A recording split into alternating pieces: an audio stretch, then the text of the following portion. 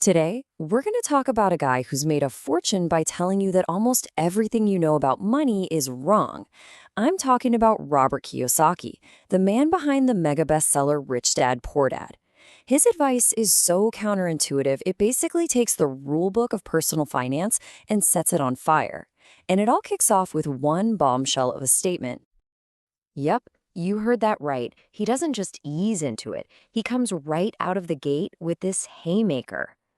All that advice your parents gave you about socking away every penny, the lessons from your teachers about the power of saving, according to Kiyosaki, it's not just wrong, it's a guaranteed way to lose.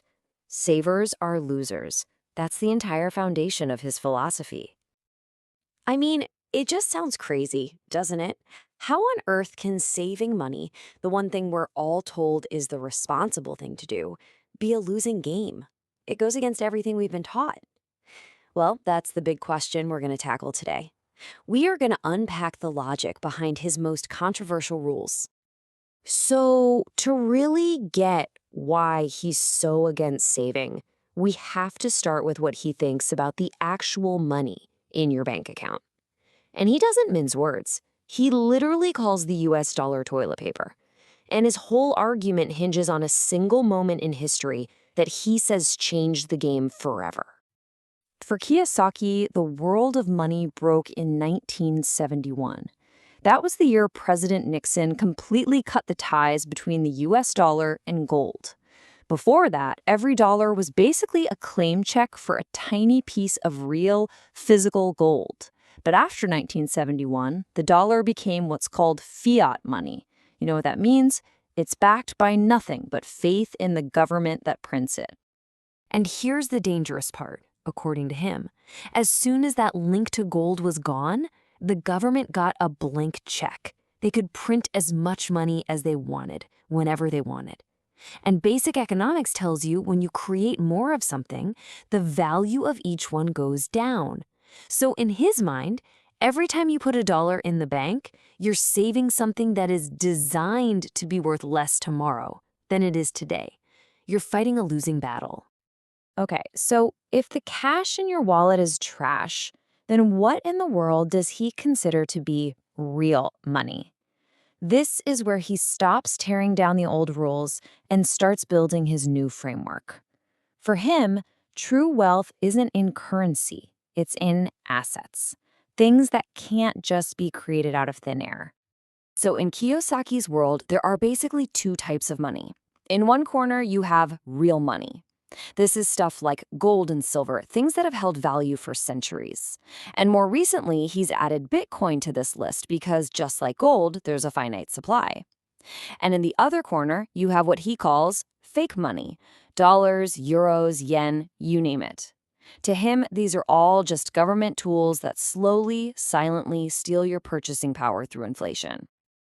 And he loves to use this example to prove his point.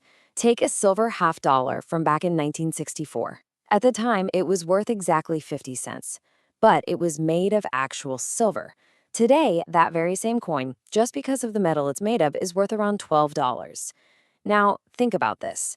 What can a 50-cent piece of paper money from 1964 buy you today? Pretty much nothing, right? That to him is all the proof you need. So if piling up cash is a bad idea, what's the right move? Well, this takes us straight into the heart of his rich dad philosophy. It's not just about what you buy. It's about fundamentally understanding the game of money in a way most of us were never taught. He says it all starts with this simple thing they never show you in school: a financial statement. It sounds complicated, but it's not. It's just four boxes. You've got money coming in, your income, money going out, your expenses. Then you have things you own that make you money, assets, and things you owe that cost you money, liabilities. Mastering the flow of money between these four boxes is, for him, the absolute key to wealth. And right here, this is the big mindset shift. Most people, his poor dad, spend their whole lives focused on their income. They think, if I can just get a raise, I'll be set. But his rich dad had a totally different focus. he focused on the asset column. The goal wasn't just to earn more money. The goal was to use the money you earn to buy more assets that in turn make you even more money. And when you look at it this way, you see there are two completely different paths in life. The poor dad path is the one we all know. Go to school, get a safe job, work hard, pay your taxes first, and then try to save the devaluing dollars you have left. The rich dad path flips the script completely. You focus on buying assets first, things like real estate or a business. These assets generate cash flow. You learn to use debt to buy more assets. And because of the tax code, you can actually end up paying way less in taxes than the person with a high-paying job.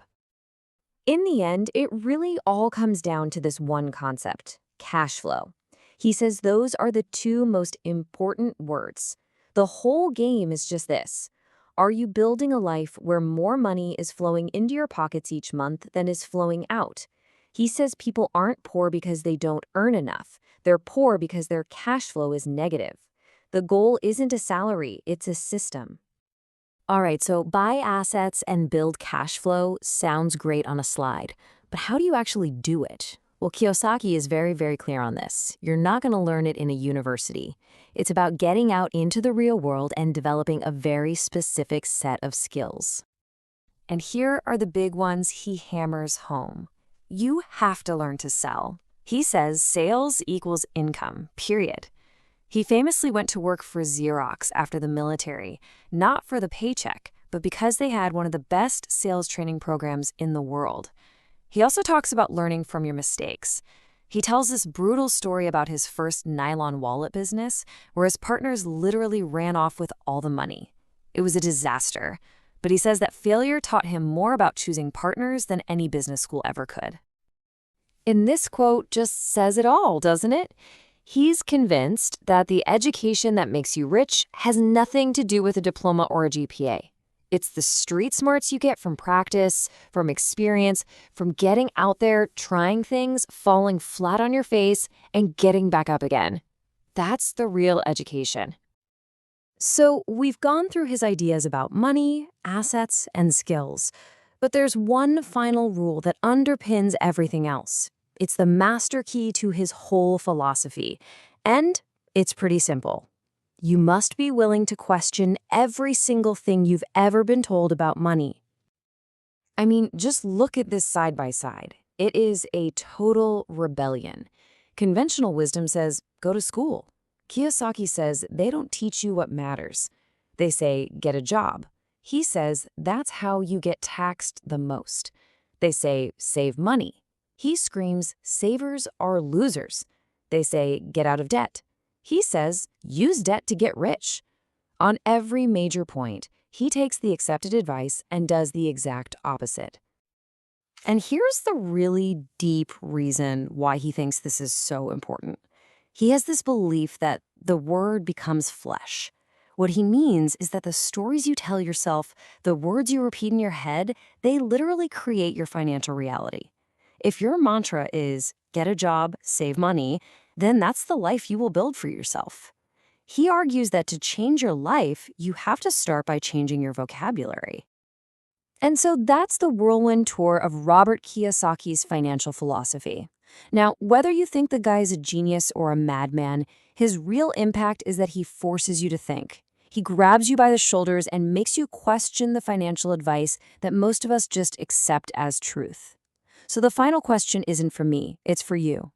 After all this, which piece of common financial advice are you going to look at a little differently from now on?